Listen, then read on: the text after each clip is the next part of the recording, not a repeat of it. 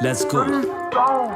I feel like Neeraj Bawana सब उधेड़ देंगे rap के में डॉन बने सारे इनको छेद देंगे नाम चले एक नंबर गाड़ी बजे तेज बेटे रियल रहा सीन में और बंदे सारे फेक I feel like दैया हो रहा हाइपर कैसे फेम लेंगे अंडरग्राउंड 24 घंटे लाइफ तोड़े स्टेज बेटे सबने देखे बड़े क्योंकि सबने करे चेज बेटे आगे ढूंढे एक को वो करना चाहती play strange fasten your seat belt 2 number काम सारे ले लियो फीडबैक दिल्ली मेरा शहर यहाँ पे कॉल पे सीन सेट हीट इतनी ज्यादा उगले बार्स डोंट रिएक्ट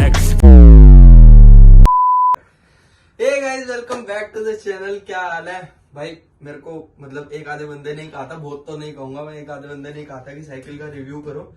साइकिल ली थी गाइस हमने $1800 की। अब मैं बताता हूँ इतनी महंगी क्यों पड़ी और इसमें क्या क्या हुआ है। और इस पूरी वीडियोस में लास्ट में मैं ना मतलब जिन्होंने मेरे को कमेंट्स किए थे साइकिल से रिलेटेड, मैंने उनको रिप्लाई कर दिए थे। ऑल्दो तो मैं उनके कमेंट्स का रिप्लाई भी अभी कर दूंगा कि जिनका जो भी डाउट होगा सारा क्लियर कर दूंगा। पहले तो हम साइकिल देख रहे थे तो कॉस्को वगैरह पे साइकिल देखी थी मैंने, वहां पे ई बाइक ही देख रहा था मैं। नॉर्मल साइकिल मेरे ख्याल $200-300 की आ जाती है कुछ, ई बाइक ही देख रहे थे हम। तो ई बाइक में मेरे को ये ही समझ आई क्योंकि मेरे को रिकमेंड किया था किसी ने कि एनसीएम मॉस्को की ले तो ज्यादा अच्छी है। अब मैं इसमें बताता हूँ क्या क्या हुआ है। पहले तो इस बाइक का पूरा नाम है एनसीएम मॉस्को M3 मॉडल है इसका। इसमें T3 बहुत कुछ आता है, बहुत अलग अलग प्रकार के मॉडल्स आते हैं इसमें। तो इसमें आती है 26 इंचेस, 27.5 इंचेस और 29 इंचेस, जिसमें से हमने लिया 26 इंचेस क्योंकि हाइट ज्यादा बड़ी नहीं है तो इस चक्कर में 26 इंचेस ही लेनी पड़ी। 27.5 हमने देखी थी लेकिन हमने उसको बोला कि एक बार ही 27.5 दिखाते, तो उसने हमें सीधा ही मना कर दिया कि भाई आपकी हाइट नहीं है इतनी। तो हाँ, शुरू करते हैं इसकी मोटर से। मोटर है इसकी 500 वॉट की, 500 वॉट की इसकी मोटर है, जो कि बहुत मेरे ख्याल बहुत बढ़िया मोटर इसकी 500 वॉट में है। और क्या कहते हैं, इसमें 21 गियर्स है। जब आपकी सबको पता ही है कि अगर ई बाइक में वो बैटरी खत्म हो जाए, बैटरी फिर उसके बाद बंदा क्या करे, चलते चलते ये थोड़ी कहीं भी प्लग लगा देगा टेस्ला की तरह। तो बैटरी फिर बैटरी के बाद पैडल्स की वो होती है, पैडल्स में भी बहुत स्मूथ चलती है। और हाँ मैं बताता हूँ सारा। बैटरी लगती है यहाँ पे, अभी मैं की लेके आऊंगा, की से मैं सारा खोल वगैरह के दिखाऊंगा आप लोगों को। बाकी इसकी बैटरी है इतनी बड़ी, 48 वोल्ट की बैटरी है इसकी, जो कि बहुत सही चल जाती है। मेरे ख्याल 5, 5.5, 6 घंटे आराम से चल जाती है भाई ये। और दूसरी चीज, बैटरी का बैकअप बहुत अच्छा है इसका। और जब भी मैं इसको चलाता हूँ तो ये इसका वो है, इसका एक्सीलरेटर है भाई। बैटरी चालू करो यहाँ से, ये बटन है, ये बटन से बैटरी चालू होते ही फिर यहाँ पे आ जाएगा, M दबा के रखना आपने। अभी बैटरी चार्ज नहीं है, वरना यहाँ पे बैटरी का ये देखो ये आ गया ना, अभी बैटरी बिल्कुल चार्ज नहीं है। यहाँ 6 पॉइंट्स आ जाते हैं। 148 किलोमीटर चल गई है। और ये इसका वो है स्पीडोमीटर की कितनी आपकी बैटरी से मतलब इस पे। अब मेरे ख्याल मैंने जहां तक इसको ऑब्जर्व किया है, जितनी ज्यादा मैं इसको चला रहा हूं तो 32 से 35 किलोमीटर पर आवर के हिसाब से चल जाती है, जो कि मेरे लिए बहुत सही है। और 21 गियर्स है। उसके बाद मैं अभी लास्ट में ऊबर पे गया था तो बैटरी खत्म भी हो गई थी, लेकिन गियर्स थे तो बाइक बहुत बढ़िया चल रही थी। थोड़ा मेरे को दिक्कत हुई थी क्योंकि वो चढ़ाई वाला एरिया था थोड़ा, लेकिन मेरे अकॉर्डिंग बहुत सही थी। और हाँ, इसमें पीछे भी डिस्क ब्रेक है, आगे भी डिस्क ब्रेक है, दोनों साइड इसमें डिस्क ब्रेक्स दे रखी है। आगे एक हेडलाइट भी दे रखी है, एक बार आप लोग देख लो। एक हेडलाइट आगे भी दे रखी है, पीछे दोनों साइड डिस्क ब्रेक है। ब्रेकिंग सिस्टम इस बाइक का बहुत औसम है। मैं लिटरली बता रहा हूँ कि मतलब एक बार अभी मैं गया भी था तो ठुकने वाला था मैं, लेकिन ब्रेक से ही बचा हूं मैं। दूसरी चीज, और इस स्पीडोमीटर में एक मैं चीज दिखाता हूँ मैं, ये क्रूज कंट्रोल है। जैसे अभी ये 1 असिस्ट पे हो रखा है, तो अब मैं जैसे भी पैडल मार रहा हूँ तो उसमें ये नहीं है कि मतलब बैटरी ऑन कर दी, मैं पैडल मार रहा हूँ तो साथ साथ बैटरी प्रेशर देती है। तो क्रूज कंट्रोल का ये फायदा है कि आप इसको मैक्सिमम इसका देखो, अब 2 पे हो गया, 3 पे हो गया, 4 पे हो गया, ऐसे मैक्सिमम इसका 6 असिस्ट पे चला जाता है क्रूज कंट्रोल, जिससे बाइक की स्टेबिलिटी भी बहुत सही रहती है और स्पीड में भी थोड़ा पंप आता रहता है। अब जैसे मैं उस दिन 0 असिस्ट पे चला रहा था तो मैक्सिमम मेरी जा रही थी 28-29 किलोमीटर पर आवर के हिसाब से स्पीड पे। ऑल्दो हाईवे पे जब भी मैं चलाता हूँ, हाईवे पे स्पीड बहुत कम हो जाती है इसकी, वो थोड़ा मेरे को इसका डिसएडवांटेज लगा। और वो मेरे को इसलिए भी लगता है कि बाइक हल्की है, गाड़ी और वो नॉर्मल मोटरसाइकिल जितनी हैवी नहीं है। तो इसलिए भी थोड़ा इसका स्पीड का थोड़ा हाईवे पे इशू आ जाता है क्योंकि हवा वगैरह चलती है। बाकी इसकी हेडलाइट मैं तुम्हें दिखाता हूँ, बहुत इसकी पावरफुल हेडलाइट है। ये देखो, रात को इतनी ज्यादा ये हेडलाइट प्रेशर देती है तो सामने वाले को जैसे ऐसा लगता है कि हाई बीम पे बिल्कुल मोटरसाइकिल ही आ रही हो। ठीक है, इसको प्लस दबा के ही ये बंद हो जाती है। शॉकर्स इसके सिर्फ आगे हैं जो कि बहुत अच्छे लगे मेरे को, बिल्कुल कंफर्टेबल है। जब भी मैं ब्रेक मारूं तो बिल्कुल वो हो जाता है, शॉकर्स में पंप आता है। और अभी तक मेरे ख्याल बाइक में कोई कमी नहीं आई है। दूसरा, मैंने ये लगवाया था यहाँ पे फोन वगैरह रखने वगैरह के लिए, फोन लगाया था, मैं तुम्हें दिखा देता हूँ। फोन इसके फोन के पीछे एक मैग्नेट टाइप कुछ लगती है, इसमें भी मैग्नेट है तो ये बस चिपक जाता है। ये आपको लगाना है नहीं लगाना ठीक है, क्योंकि ग्लव्स वगैरह पहन रखे होते हैं, ठंड वगैरह, अभी ठंड का पता ही है तुम्हें कितना बुरा हाल है कनाडा में, ग्लव्स पहन रखे होते हैं तो उतारने में बहुत दिक्कत होती है इसकी। बाकी बात करते हैं ब्रेक्स की। ब्रेक्स जैसे इंडिया में होती थी, ये वाली आगे की ब्रेक होती थी इंडिया में और ये वाली पीछे की ब्रेक होती थी। यहाँ पे सिस्टम बिल्कुल अलग है। ये वाली आगे की ब्रेक है और ये वाली पीछे की है, वैसा वर्सा है यहाँ पे। और हाँ, मडगार्ड्स हमने इसके साथ मडगार्ड्स नहीं मिले थे, हमें मडगार्ड्स हमने लिए हैं साथ में। और हमारी सीट मेरे को जो लगती है इसकी, to be very honest, seat इतनी कंफर्टेबल नहीं है भाई इसकी। सीट मैं तुम्हें देखो, मैं दिखाता हूँ, ये मडगार्ड का वो है पीछे का, और सीट बाकी एडजस्टेबल है, जितनी मर्जी तुम्हें करनी है एडजस्ट, सीट तुम एडजस्ट कर सकते हो। सीट का मेरे को थोड़ा इशू था कि कंफर्टेबल नहीं है, तो मैंने सोचा थोड़ा टाइम चला के देख लेते हैं, फिर उसके बाद नई सीट लेंगे या सीट कवर लेंगे। हाँ तो गाइस, इसकी बैटरी वो है अपना एडजस्टेबल बैटरी है, यहाँ से की लग के सीधा ये बैटरी निकल जाती है ऐसे बस। और इस जगह पे यहाँ पे ये लगा हुआ है, इस पे चार्जर के लिए, एक बार देख लो आप लोग, चार्जर के लिए लग रखा है। तो इसको बस चार्ज करने में मुश्किल से मेरे ख्याल 4 से 5 घंटे लगते हैं और ये फुल चार्ज हो जाती है, जो कि ठीक है, वर्थ इट है, इतना तो होएगा ही यार, इतनी हाई वोल्ट की बैटरी है तो सब कुछ इतना तो होएगा ही। बैटरी ही कम से कम इसकी 6-7 किलो की है गाइस।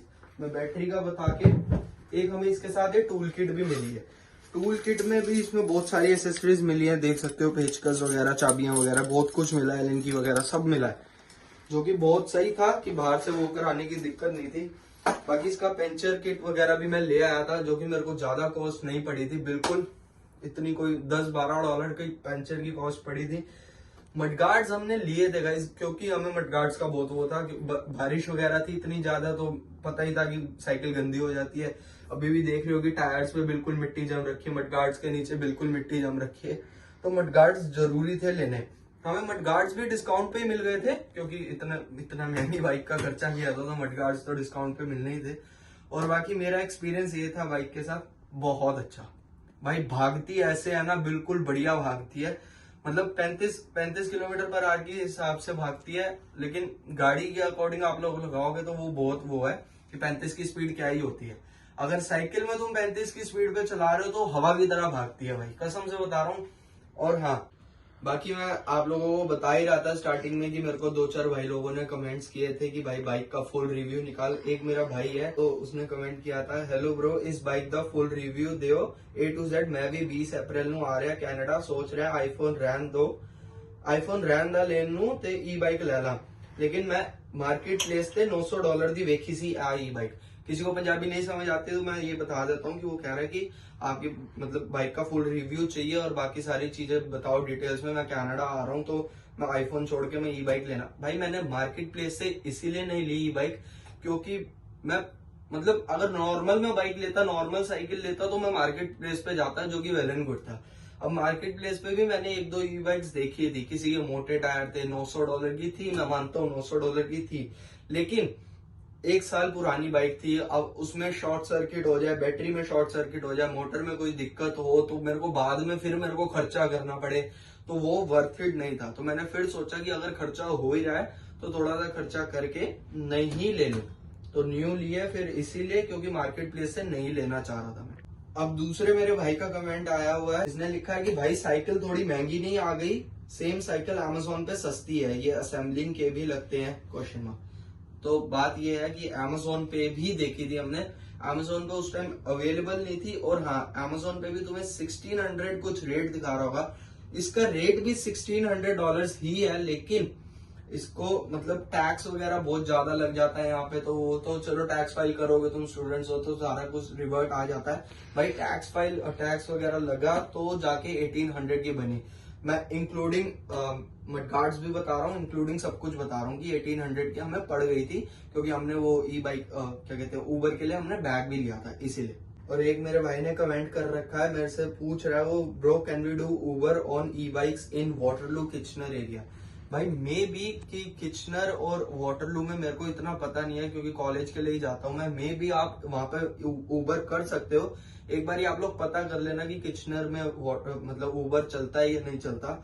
वाटरलू में मैंने फिर सुना था कि वाटरलू में उबर चल जाता है, लेकिन मैं आपको ये प्रेफर करूंगा कि क्योंकि किचनर से सबवे मिलती है उसकी टोरंटो की, तो वहां से आप टोरंटो डाउनटाउन जाओ, डाउनटाउन में वर्थ इट रहेगा, कसम से बता रहा हूँ।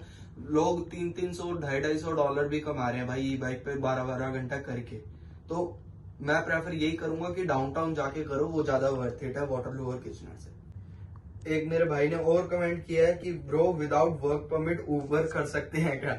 भाई without work permit, study permit कुछ नहीं कर सकते तुम, क्योंकि जब तुम उबर वो करोगे, साइन इन करोगे, तो उस पर तुम्हारी फोटोग्राफ, पासपोर्ट और वर्क परमिट तुम्हें मांगेगा ही मांगेगा। वर्क परमिट मैं ये कहूंगा कि बिना वर्क परमिट के कर सकते हैं, लेकिन तुम्हारे पे स्टडी परमिट होना जरूरी है। बिना वर्क परमिट के तुम उबर कर सकते हो, स्टडी परमिट नहीं होगा तो उबर क्या कुछ भी नहीं कर सकते भाई तुम कनाडा में। या तो तुम्हें स्टडी परमिट चाहिए या वर्क परमिट चाहिए, इन दोनों में से तुम्हें कुछ ना कुछ चाहिए ही हर कुछ भी काम करने में, ठीक है। एक भाई ने और ने कमेंट किया, वो ब्रो उबर में कितने बनते हैं अगर वीकडेज में करें तो? भाई वीकडेज में भी सही बन जाते हैं, लेकिन वीकडेज में मेरे ख्याल थोड़ा टफ होता है। अभी लास्ट में थर्सडे को गया था, लास्ट वीडियो मैंने उबर की जो डाली थी, $70 अर्निंग हुई थी मेरी 5 घंटे में। उसमें थोड़ा टफ हो जाता है क्योंकि ऑर्डर्स नहीं आते हैं वीकडेज में इतने। बट अगर आपको ये है कि थोड़ा थोड़ा एक्सपेंस निकलता रहेगा 50-60 तो बन ही जाएंगे। तुम कभी भी जाओ मतलब डाउनटाउन जाओ, टोरंटो डाउनटाउन जाओ, तो $50-60 तो तुम्हारे आराम से उबर में बन ही जाएंगे, चाहे वो वीकडेज हो चाहे वीकेंड्स हो। लेकिन वीकेंड्स में ये फायदा होता है कि ऑर्डर ज्यादा आते हैं, और जैसे कोई वो है न्यू ईयर है या बॉक्सिंग डे चल रहा है, कुछ भी चल रहा है, तो उस टाइम तुम उबर वगैरह करो तो आराम से तुम्हारे $200, $250, $300 भी बन सकते हैं। मैं कोशिश यही कर रहा हूँ कि मैं ज्यादा से ज्यादा उबर करके कि थोड़े बहुत ज्यादा से ज्यादा अर्निंग हो और थोड़ा बहुत खर्चा निकल सके, ठीक है। दैट्स इट, करने तो दे स्टार्ट। बाकी guys that's it for the video. अगर वीडियो अच्छी लगी हो, बाइक का कुछ ना कुछ समझ आया हो, मैंने कोशिश करी थी ज्यादा से ज्यादा आप लोगों को समझाने की, लेकिन बाइक मेरे ख्याल $1800 की है तो वर्थ इट है। थोड़ी सी महंगी मेरे को लगी, लेकिन वो टैक्स वगैरह लगने के बाद थोड़ी महंगी हुई, और सारी एक्सेसरीज वगैरह लेने के बाद थोड़ी महंगी हुई थी। और गियर शिफ्टर इसका बहुत इजी है, सब कुछ बहुत इजी है बाइक में, मतलब बैटरी का सब कुछ A to Z बहुत इजी है, सब कुछ मिला मेरे को, चार्जर वगैरह सब कुछ मिला था बाइक में। और हाँ, बाकी that's it for the video. मिलते हैं नेक्स्ट व्लॉग में। डेली व्लॉग्स डेली ही आ रहे हैं, डेली व्लॉग्स तो डेली ही आएंगे। मिलते हैं नेक्स्ट व्लॉग में। Till then take care, bye bye, love you. Like comment share subscribe सब कर देना, ध्यान रखो अपना। ओके बाय, बस कर